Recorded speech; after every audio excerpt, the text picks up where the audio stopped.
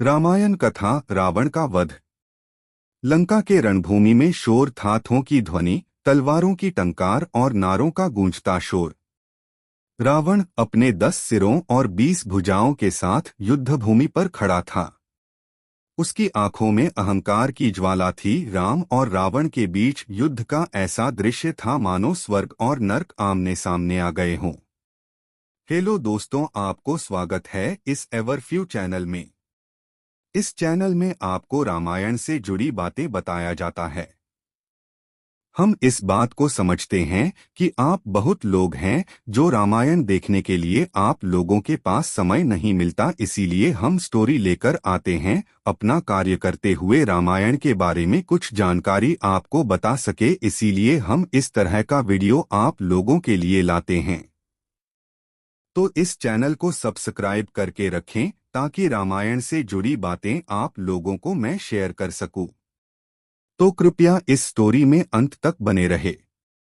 राम ने अपने तरकश से अग्निबाण निकाला जिसे ब्रह्मास्त्र का नाम दिया गया था।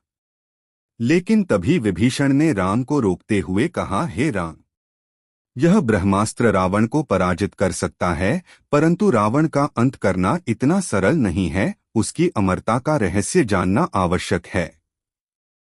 राम ने गंभीर स्वर में पूछा, उसका रहस्य क्या है? विभीषण ने बताया, रावण की नाभि में अमृत बसा है। जब तक वह अमृत नष्ट नहीं होगा रावण अजय रहेगा।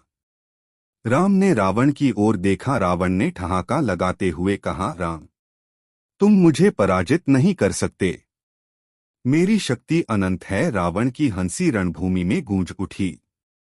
राम ने अपनी योजना बनाई, लक्ष्मण को संकेत दिया और उन्होंने रावण को भटकाने के लिए उसके 10 सिरों पर बाणों की वर्षा शुरू कर दी। रावण ने अपनी शक्ति से उन बाणों को नष्ट कर दिया, लेकिन तभी राम ने ब्रह्मास्त्र को नाभि की ओर साधा। बाण ने नाभि को भेद दिया। रावण चिल्लाया, यह कैसे संभव हुआ? उसकी आवाज धीमी हो गई।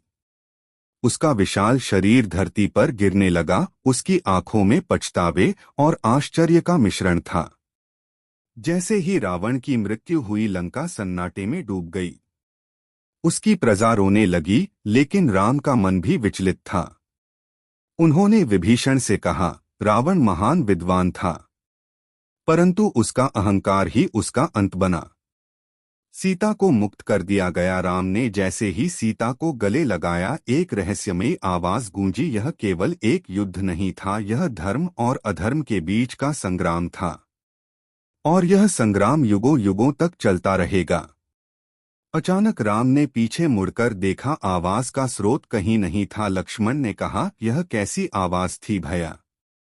राम ने उत्तर दिया, शायद यह स्वयं काल की चेतावनी थी। कहानी यहीं समाप्त नहीं हुई। राम के मन में वह रहस्यमयी आवाज एक प्रश्न बनकर गूंजती रही, मानो भविष्य की किसी गाथा का संकेत दे रही हो। अगले वीडियो के लिए तब तक अगले हफ्ते तक इंतजार करें। तब तक के लिए bye. Thank you so much full watch.